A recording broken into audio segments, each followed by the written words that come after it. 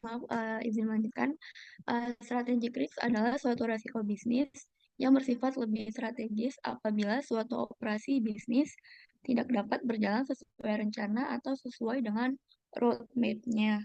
Salah satu strategi yang digunakan suatu organisasi atau perusahaan yaitu pada saat organisasi mencanangkan harga terbaik, maka para pesaingnya juga akan mengubah strategi harga tersebut sehingga yang akan terjadi adalah harga tertinggi, harga terendah, dan harga rata-rata dari suatu pasar tertentu. Contoh dari strategic risk yaitu harga apel diatur berdasarkan ukuran dari yang terbesar hingga terkecil sambil tetap mempertimbangkan beratnya. Hal ini memungkinkan harga bervariasi di antara tiga kategori, yaitu harga tertinggi, harga terendah, dan harga rata-rata. Namun, jika pesaing lebih fleksibel dalam menentukan harga, strategi ini bisa menjadi resiko. Untuk menghindari dampak negatif, sebaiknya harga ditetapkan mengikuti harga terendah dari pesaing. Boleh di next.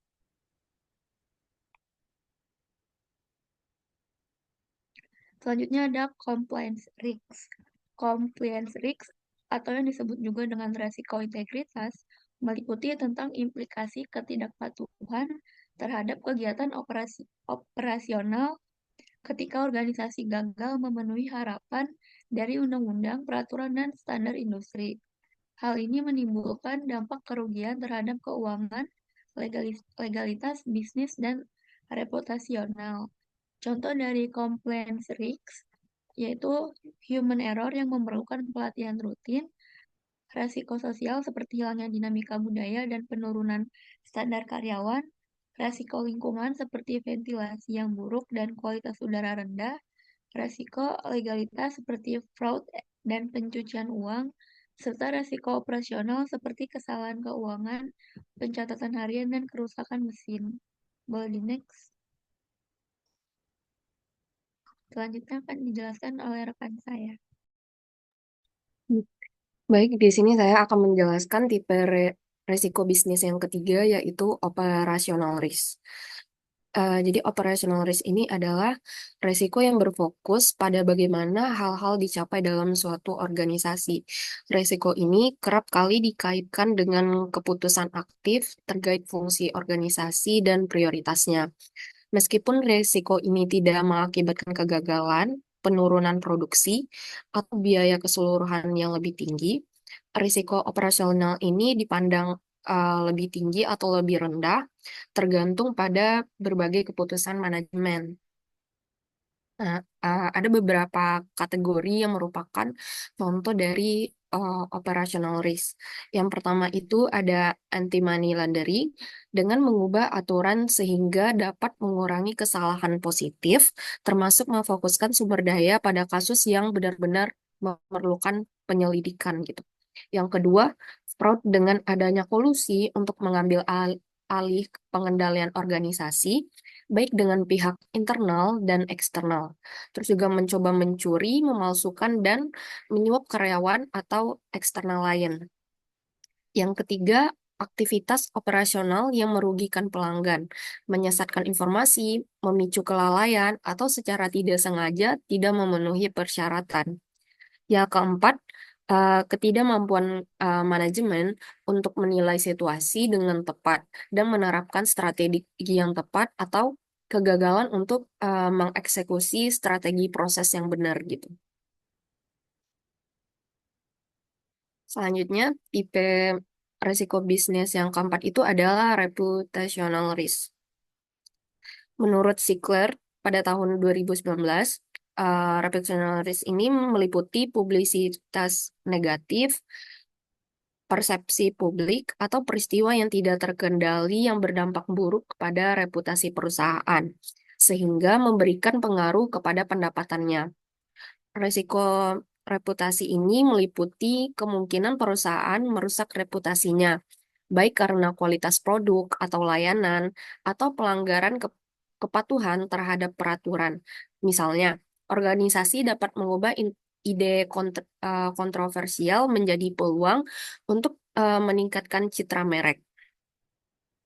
Nah, di sini ada framework Yang pertama itu mengolah resiko reputasi secara efektif dimulai dengan menyadari bahwa reputasi adalah masalah persepsi. Reputasi perusahaan secara keseluruhan merupakan fungsi dari reputasinya di antara berbagai pemangku kepentingan. Pemangku kepentingannya itu siapa aja?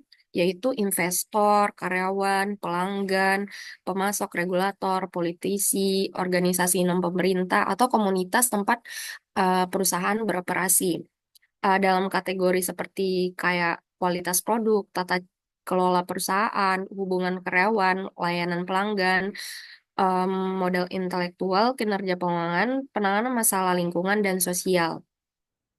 Terus reputasi berbeda dengan karakter atau perilaku perusahaan yang sebenarnya dan mungkin lebih baik atau lebih buruk gitu. Ketika reputasi suatu perusahaan lebih positif dibandingkan kenyataan yang mendasarinya, kesenjangan ini menimbulkan risiko yang besar. Jadi untuk menjembatani kesenjangan reputasi dengan realitas, perusahaan perlu meningkatkan kemampuannya dalam memenuhi ekspektasi atau mengurangi ekspektasi dengan memberikan lebih sedikit janji gitu. Eh, yang kedua ada changing belief dan ekspektasi merupakan faktor penentu utama risiko reputasi. Ketika ekspektasi berubah dan karakter perusahaan tetap sama, kesenjangan reputasi realitas semakin lebar dan risiko meningkat.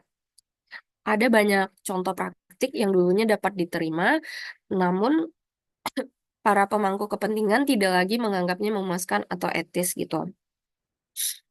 Yang terakhir, sumber utama risiko reputasi lainnya adalah buruknya koordinasi pengambilan keputusan oleh berbagai unit bisnis. Jika suatu kelompok menciptakan ekspektasi yang tidak dapat dipenuhi oleh kelompok lain, maka reputasi perusahaan akan terpuruk. Contohnya, koordinasi internal yang buruk juga menghambat kemampuan perusahaan untuk mengidentifikasi perubahan keyakinan dan harapan.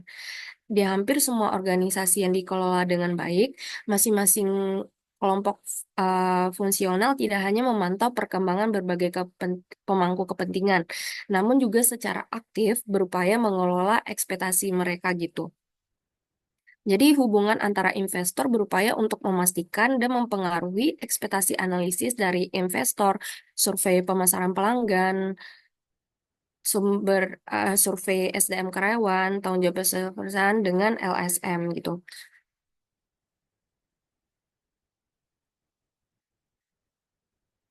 Ini referensi yang kelompok kami gunakan. Sekian presentasi dari kelompok kami. Apakah dari teman-teman ada yang ingin bertanya?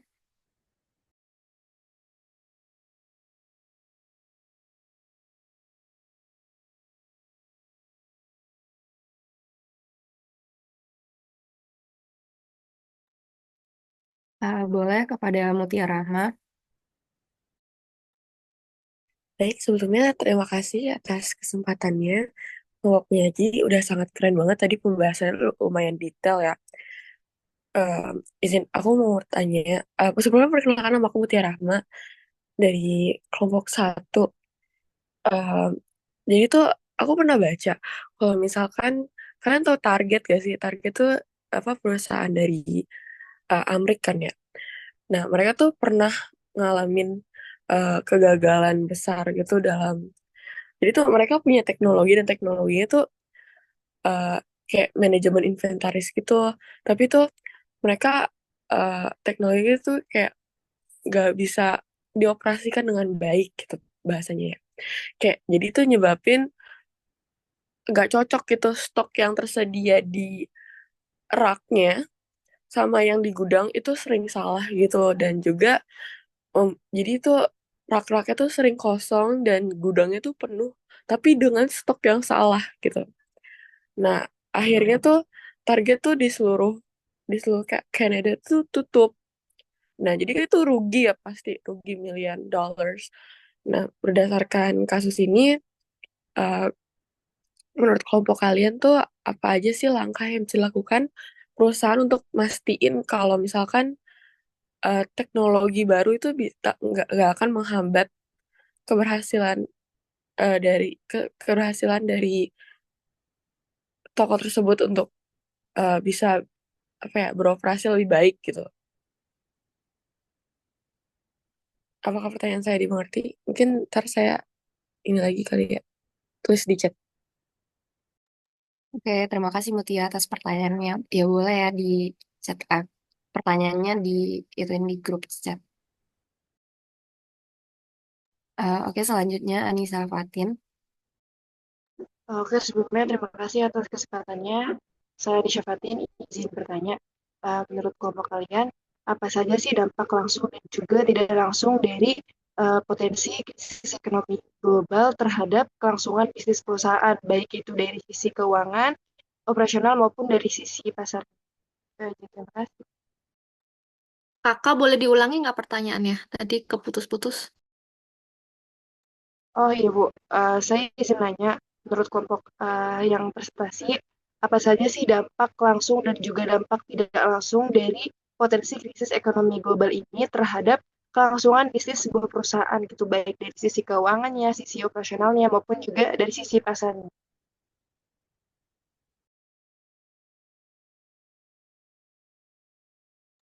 Terima kasih Fatin atas pertanyaannya. Mungkin boleh juga ya diketik di grup kelas. Selanjutnya boleh kepada Ida Ayu. Oke, terima kasih. Izin bertanya kepada kelompok 8. Tadi kan udah disinggung juga sama Bella deh mengenai dampak strategi risk. Nah, mau nanya gimana sih caranya menghindari dampak negatif dari strategi risk? Udah itu aja. Terima kasih. Terima kasih Ida atas pertanyaannya. Mungkin juga boleh diketik di grup kelas ya. Ada lagi yang mau bertanya? Kelompok penyaji butuh waktu untuk menjawab. Butuh waktu berapa menit? 15 menit boleh Ibu buat diskusi. Boleh. Banyak banget 15 menit, 10 menit Eh, aja dong. ya yaudah Ibu, 10 menit aja. 10 Terima menit. kasih. Nanti jam berapa nih berarti? Jam 8.41. Jam 8.51 ya, kita kembali lagi. Oke, terima kasih Oke. Ibu. Oke, dipersilahkan kelompok penyaji untuk berdiskusi terlebih dahulu.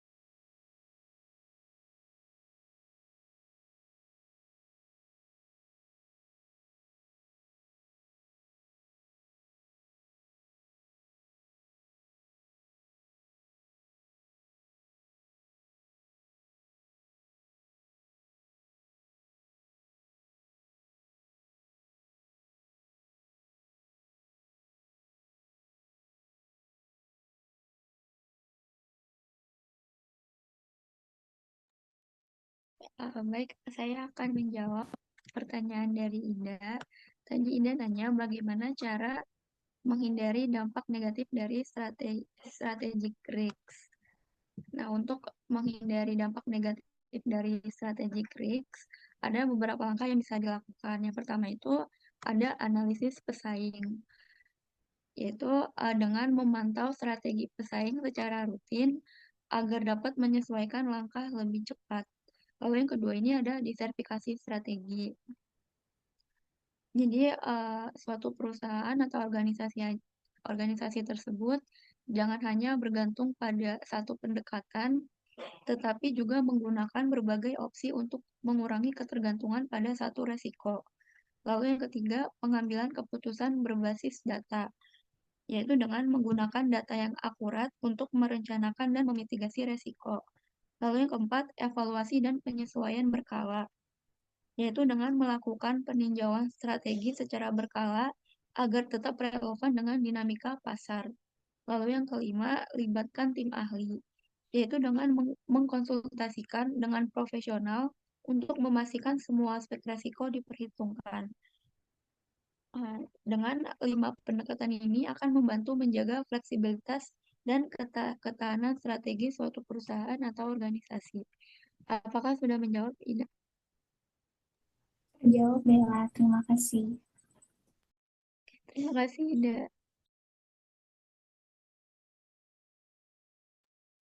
Baik, selanjutnya. Apakah udah ada jawabannya, Mbak? Sudah Ibu. Boleh, silakan. Selanjutnya saya akan menjawab pertanyaan dari Fatin, yaitu apa saja dampak langsung dan tidak langsung dari potensi krisis ekonomi global terhadap kelangsungan bisnis perusahaan, baik dari sisi keuangan, operasional maupun pasar. Nah, jadi ada dua dampak, uh, dua dampak langsung dan tidak langsung dari potensi krisis ekonomi global. Yang pertama itu dari dampak langsungnya itu bisa sebagai contohnya penurunan permintaan pasar karena daya beli konsumen yang menurun. Contohnya, misalnya sebuah dealer mobil mengalami penurunan penjualan hingga 40% karena konsumen menunda pembelian mobil baru dan lebih memilih untuk memperbaiki mobil lama mereka. Jadi ketika ekonomi tidak stabil, para konsumen itu cenderung lebih berhati-hati dalam berbelanja dan fokus pada kebutuhan primer mereka. Yang kedua, dampak langsungnya itu sulitnya akses pembiayaan akibat pengetatan likuiditas di pasar keuangan. Contohnya, sebuah UKM produksi makanan misalnya kesulitan mendapatkan kredit modal kerja dari bank karena bank menerapkan persyaratan yang lebih ketat. Jadinya bank menjadi lebih selektif dalam memberikan pinjaman untuk menghindari risiko kredit yang macet gitu misalnya. Yang ketiga, contoh dari dampak langsung yaitu volatilitas mata uang yang mempengaruhi biaya impor dan ekspor. Contoh kasusnya misalnya produsen elektronik yang mengimpor komponen dari luar negeri misalnya mengalami peningkatan biaya produksi 25% karena pelemahan rupiah terhadap dolar gitu. Jadinya fluktuasi nilai tukar menyebabkan ketidakpastian dalam perencanaan biaya. Selanjutnya dampak tidak langsung. Contohnya yang pertama itu gangguan pada rantai pasokan global termasuk keterlambatan pengiriman atau kenaikan biaya logistik gitu. Contoh kasusnya misalnya pabrik sepatu di Indonesia misalnya mengalami keterlambatan produksi karena bahan baku yang mereka impor dari Cina itu mengalami mengalami penghambatan di pengirimannya dan biaya kontainer yang meningkat drastis misalnya. Sehingga krisis global dapat mengganggu jalur distribusi dan meningkatkan biaya logistik. Yang uh, kedua, contoh dari dampak tidak langsung itu meningkatnya persaingan harga karena perusahaan berlomba mempertahankan pangsa pasar. Contohnya misalnya, supermarket menurunkan margin keuntungan mereka dan memberikan diskon yang lebih besar untuk mempertahankan pelanggan dari para pesaing gitu. Yang ketiga, contoh dari dampak tidak langsung itu, risiko kehilangan pelanggan karena pergeseran prioritas konsumen. Contoh kasusnya misalnya restoran bintang 5 gitu kehilangan pelanggan mereka karena konsumen lebih memilih ke warung makan yang lebih affordable atau harganya yang lebih terjangkau gitu. Sehingga konsumen mengubah pola konsumsi mereka dan lebih memilih alternatif yang lebih ekonomis. Apakah sudah terjawab, Fatin, pertanyaannya? Sudah sangat terjawab, terima kasih. Selanjutnya saya akan menjawab pertanyaan dari Mutia. Pertanyaannya itu apa saja langkah yang dapat dilakukan perusahaan untuk memastikan keberhasilan Kakak punten, suaranya kecil banget, Kak. Uh, Sekarang saya akan menjawab pertanyaan dari Mutia. Pertanyaannya itu, apa saja langkah yang dapat dilakukan perusahaan untuk memastikan keberhasilan implementasi teknologi baru dan bagaimana analisis risiko dapat membantu mencegah kegagalan seperti yang dialami oleh Target di Kanada? Jawabannya, Target itu perlu memastikan bahwa sistem inventarisnya itu berjalan dengan baik. Salah satunya dengan menyederhanakan barcode di 3 pusat distribusinya. Dengan memperbaiki masalah barcode yang nggak cocok, perusahaan Target tentunya bisa memastikan data yang lebih akurat antara sistem dan stok di tokonya.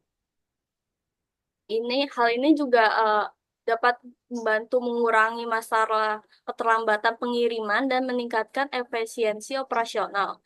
Selain itu, perusahaan target juga dapat melakukan uji coba sistem secara bertahap sebelum mereka meluncurkan uh, teknologi baru yang melibatkan tim ahli teknologi dan operasional untuk mengidentifikasi potensi masalah serta menyediakan pelatihan intensif bagi karyawan yang menggunakan sistem tersebut. Analisis risiko ini berperan penting dengan mengidentifikasi potensi kegagalan teknologi seperti ketidaksesuaian sistem dengan kebutuhan operasional dan menetapkan langkah mitigasi seperti rencana cadangan atau perbaikan sistem secara tepat. Dalam kasus target, langkah-langkah ini dapat membantu mencegah masalah seperti kesalahan manajemen inventaris yang menyebabkan ketidakpuasan pelanggan dan kerugian besar. Apakah pertanyaannya sudah terjawab? Sudah terjawab, terima kasih, Ilma. Oke, ada pertanyaan lagi buat teman-teman? Buat kelompok penyaji. Kalau izin ya Mutia menambahkan, barusan kan saya juga baru baca nih terkait pertanyaan kamu. Jadi kalau dapat disimpulkan nih sebenarnya si target ini tuh seperti tidak melakukan apa ya, benar-benar belum matang gitu ketika dia tuh ingin meluncurkan sebuah bisnis atau usaha. Jadi kayak akhirnya ketika di lapangan, ketika menemui banyak apa namanya hambatan, dia seperti kayak akhirnya ke apa ya belum bisa menyelesaikan masalahnya kayak gitu ya Mutia ya. Iya betul Ibu, jadi tuh mereka emang kayak apa ya, kurang persiapan aja gitu kayaknya sih. Iya betul, makanya akhirnya dampaknya tuh sehebat itu gitu loh, bisa bangkrut dalam jumlah yang besar kayak gitu. Makanya kenapa kita perlu banget mempersiapkan atau melakukan manajemen resiko ketika kita ingin melakukan sebuah usaha atau sebuah rencana seperti itu. Semoga menjawab ya Mutia pertanyaan dari teman-teman. Iya Bu, sudah sangat menjawab. Terima kasih banyak tambahannya Ibu Ida. Terus saya juga ingin menambahkan nih tentang Mbak Ida tadi yang dampak langsung atau tidak langsung dari krisis ekonomi global. Misal ambil aja ya Mbak Ida lingkup kecilnya tuh COVID pandemi kemarin ya gitu. Ketika kita mendapati kondisi yang seperti itu tuh apa ya berdampak banyak banget terhadap salah satu banyak banget berdampak kepada banyak masalah gitu. Semisal contoh kasusnya dari pandemi COVID kemarin, banyak banget daya beli masyarakat menurun sehingga banyak PHK-PHK yang dilakukan oleh PT-PT yang ada di Indonesia. Kemarin aja suami saya melaporkan bahwa banyak di Bekasi itu kan ada kawasan industri ya. Itu pun banyak banget dari PT itu yang melakukan PHK massal atau besar-besaran karena mereka tentu saja dong tidak mampu membayar karyawan karena minat atau daya beli dari masyarakat itu menurun seperti itu. Makanya kenapa krisis global ini sangat memberikan dampak yang buruk sekali terhadap kondisi masyarakat sehingga balik lagi kesejahteraan masyarakat itu sendiri yang nanti akan terdampak seperti itu. Seperti itu Mbak Ida atau ingin ada feedback atau sharing lagi Mbak? Cukup Ibu, cukup jelas. Terima kasih Ibu. Oke. Ada pertanyaan lagi nggak?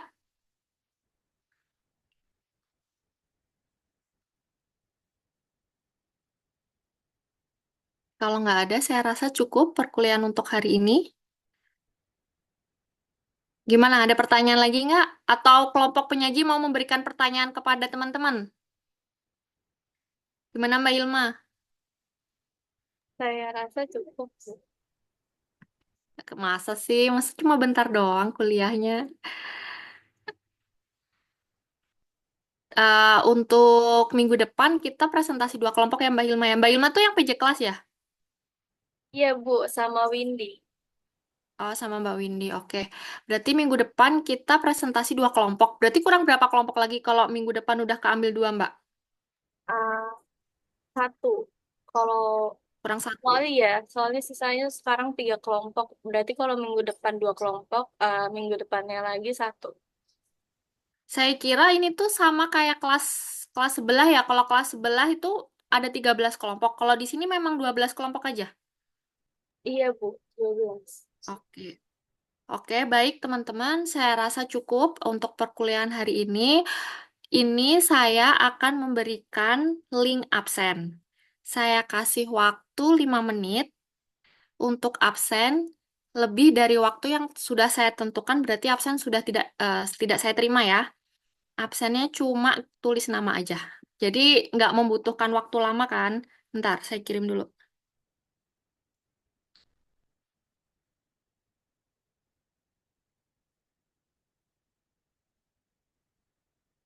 Udah saya kirim, saya tunggu sampai jam 9 lebih 8 deh. Boleh diisi teman-teman?